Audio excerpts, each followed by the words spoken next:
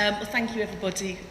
It's a privilege to be here tonight and to share with you some of our experiences in recruiting community sponsors. We have, for the last couple of years, been working across the country and, of course, in London, in finding particularly churches, but any group, any community group who have a passion and a desire to want to help the people that we see represented here. We speak to different church leaders and encourage them that it is possible.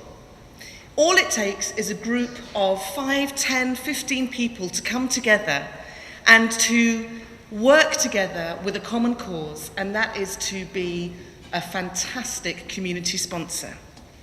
Now, as we've already heard, accommodation is a massive part of really resettling people in a way that is deep and integrated and meaningful. But the community sponsor is far more than just an accommodation provider. The community sponsors that we have worked with and helped with them with their applications to get through the Home Office, which isn't always the easiest or fastest task, but once the application is completed on behalf of, let's say, a church group, and there is the tick from the Home Office that indeed you as a group can be a community sponsor, we also then stay in support of you, the community sponsor, and help people break down what it is compartmentally to be a successful community sponsor. It is, as we've heard, it is taking on a family and imagining that you were to move to a different country tomorrow. The things that are obvious to us may not be obvious to others. Setting up a bank account is hard enough if you are from this country and speak this language and have a full understanding of our systems. Healthcare, education, counselling. Many of the people that we place through community sponsorship have, of course, suffered huge trauma. The community sponsor as well is not just there to connect people to services and the benefit system, as vital as that is, but it's about befriending.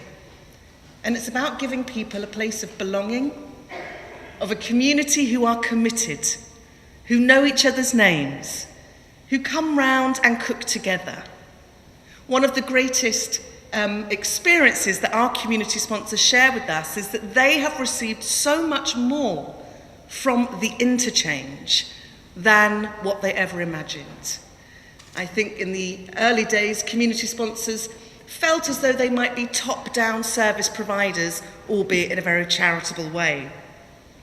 But what we found is that the community sponsors, they themselves are being changed. Their sense of hospitality is deepening. Their desire to want to understand new languages and cultures is wonderful. We have many, many stories of where people in our local churches who may not have felt as though they had much to give have found themselves now as critical component parts of giving a family, children, brothers and sisters, a real way forward with hope to be able to start again in safety.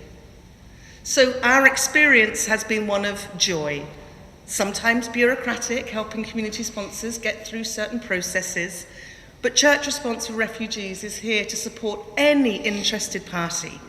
We love working with local authorities, city councils, any groups, any persuasion whatsoever. So if you would like to consider being a community sponsor, we would love to support you in that process, break it down so that it's achievable.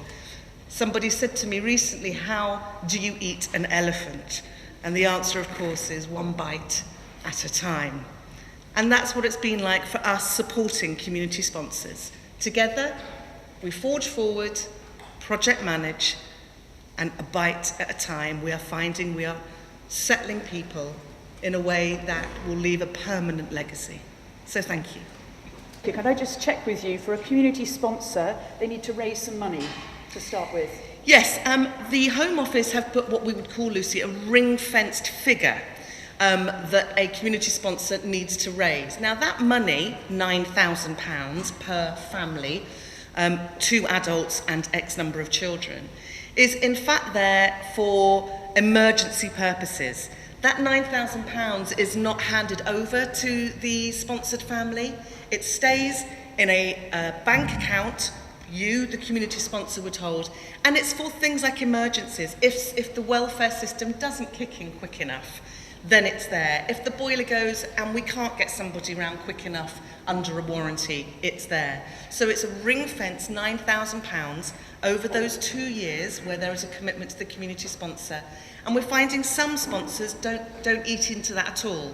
Others, I have to say though, Lucy, particularly where rent is a challenge and where rent prices are high, which is, let's face it, typically our large urban areas, London obviously most prolific, that sometimes that £9,000 part of that goes towards topping up rent, which has helped.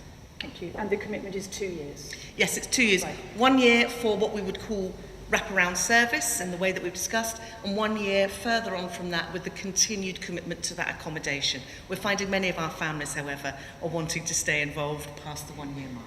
Thank you very much.